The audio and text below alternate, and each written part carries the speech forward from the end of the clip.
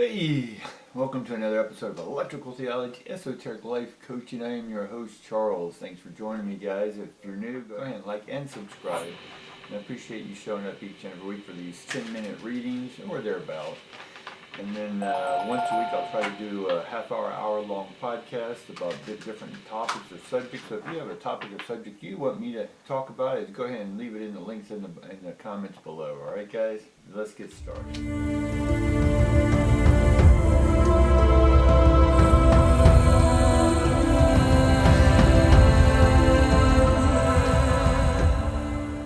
The angel of love upside down. We get adjacent possibilities upside down. And then we get 7th chakra, Archangel Uriel. Alright, we get angel of love upside down. So this is a relationship you have let go, or you know you need to let go. And we should be at the point where you are allowing this relationship to flow back into the ethers. The energy, the intellectual, emotional energy you're invested or have invested in that relationship in the past, and again, this could go back 5-6 years or 2 months from 2 months ago. But we should be in the process that you've released, you've reflected, you've honored and appreciated this individual, right, for their part in helping you to become you, the divine you here on earth. Now the adjacent possibilities, we're still not seeing these possibilities because again those two cards are in the reverse. So the adjacent possibilities is that we may not see all the possibilities because we still may be hooked into this relationship a little bit. And again, it could be an intimate, could be business, could be family, it could be any relationship. When you relate to somebody else's ship, this could be a divine ship. This could be you communicating with the ship. That ship was who you were communicating with. This alien vessel, this galactic ship, mothership, fathership, daughtership, sonship, whatever this ship may be that you've been communicating. You also know these as archangels. You know these as guides, divine guides. Everyone has their names for them, just like you have many names: father, son, brother, daughter, sister, lover, and that's not even your given names yet, or your sacred names, right? We all got these titles, 100 different titles we go by.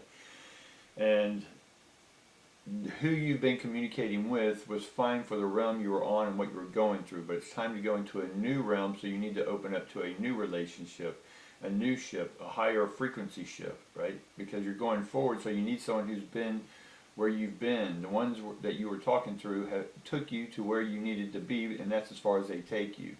Now it's time for a new guide, right? So a lot of y'all I feel that that's shaking some of y'all, or making some of y'all a little nervous here, or apprehensive. You're like, oh my God, I'm so comfortable to this guide, this ancestor. Well, that ancestor needs to do their work, and they need to go to their higher realms. Right, so they're going to be letting you go as well. And so it's much like the Tower card, where that tower releases and deconstructs so you can reconstruct your life. And that's going to be new guides, new opportunities. That's why the adjacent possibility is in reverse, because we have to open up to this new communication, right, this higher to ourselves. And then we get the 7th chakra, which is exactly what we're talking about, which is the higher frequencies. And the higher frequencies, in this case the 7th, yes there are higher ones, but we're just keeping it simple with 1 through 7. And because we humans are communicating on the 7 main wavelengths, red through violet, right? These are spectrums of the visible light spectrum, which we can hear, see, due to this electron spin resonance and all that other fun science stuff, right? But we're able to feel through vibration, which we call sound. We're able to think because of electrical vibrations, right? Where you're just moving into a higher vibration. You're being downloaded right now with the newest information, right, from the new ship. So if you want to see what possibilities there are for you in the upcoming years, for the next 20 years, right, because what's establishing now through March on is establishing what you'll be doing for the next 20 years, all right? Hopefully that's making sense. Let's get on with it, and let's see what we get more about these 3 cards. We'll just randomly go with each one.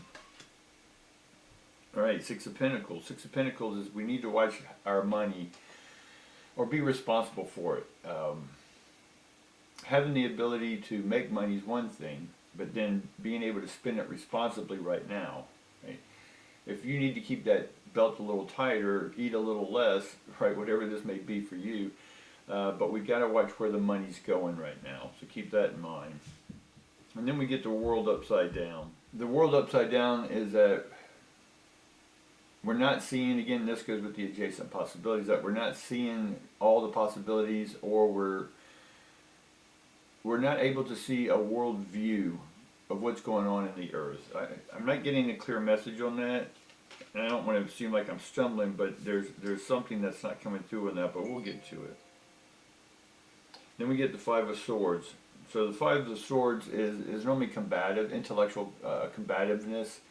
It's normally a conflict with your own thoughts. And again, most of these readings that I'm giving you are going to be messages from out there. Some of it will be from inside of you, and we're trying to get those two to make sure that they are sort of on the same page. And if they're on the same page, then they're not competing, right? So what's coming in is that there's going to be about 5 new communications coming in. And these 5 new communications could be 5 new families, 5 new broadbands of divine intervention, not to tell you what to do with your life, but just these are going to be new signals coming in. You're going to start intuiting a whole new, you'll see things a whole new way, right? I want to focus a little more on that world card, because the world card is in reverse, and something's not coming clear on that, and that's why we have these competing Five of Swords. So there's these 5 main communications or beings or parties on Earth are competing or working or trying to work together to synchronize a world communication. Right? In one sense, this may sound like New World Order, but in another sense, it is on trying to get the Earth on a unified frequency field, so we can, as a galactic neighbor, be in harmony with the rest of them out there. Because if Earth is sort of going through its disruption, this argument, these Five of Swords, it's almost like the Chinese dynasty where they went from like 7 down to 3, you know, the Ming and all those dynasties. Well, we have 5 main factions left on Earth, and we're trying to unify them, but at the same sense you have some that want to enslave us and some who want to free us. But we're trying to unify the world frequency here, and I think that's that card. We'll keep getting more. And then we get the Nine of Swords, upside down, reverse. So we're getting a clearer picture. We're not so stressed about things. We're getting a clearer picture, which gives us a little respite from the stress that we have been feeling. And there's been, again, we go back to this relationship, angel of love. And we get the Two of Cups, which is a new choice, right? A new loving choice. It's time to make a decision and really end the job in that relationship that is no longer harmonious or is in sync with your world, right? Then we get the Three of Cups, so we get the Three of Cups right off the bat. The Three of Cups is about having fun now. I had a conversation with a friend yesterday when we were having lunch, and it was all about, you know, you only have so many years. We don't know when we're leaving, in essence, so we might as well have fun. I don't mean party your ass off and be drugged out the whole time. No, I mean it means having fun. Every decision you make should be about, is this bringing joy to your core value? Now, I know all things aren't going to be joyous, but you can bring that joy back into your life, right? Because how things are moving now, don't take how it's moving now that's how it's always going to be, right? It may seem imbalanced because the new communication coming in from the new beings that are going to help guide you aren't going to be the old ones. So your own mindset has to release that and then reopen up to a new way of flowing, all right? Because we get the Ace of Swords, right? So we're getting the swords over here, the Five of Swords, Nine of Swords, and then we get the Ace of Swords. And the Ace of Swords is upside down because we aren't yet communicating our own divine frequency, right? Because we got so many other ones. The world has so many of them going on.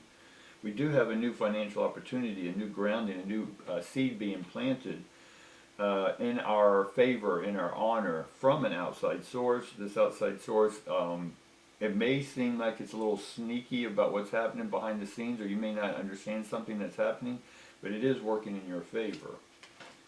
And then we get the Lovers. So we sort of get the Two of Cups, which is a lover type card, and Venus and the control of the planets.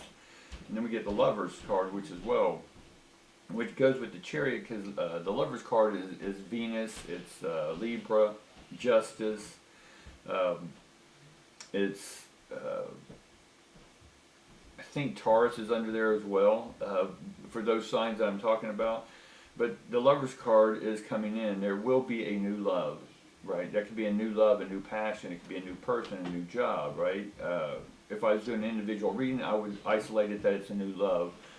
I'm sort of getting that it's a new love, but it's also doing something you love. So you're somewhere that you love, or something that you're doing you love, and you're going to meet a love there.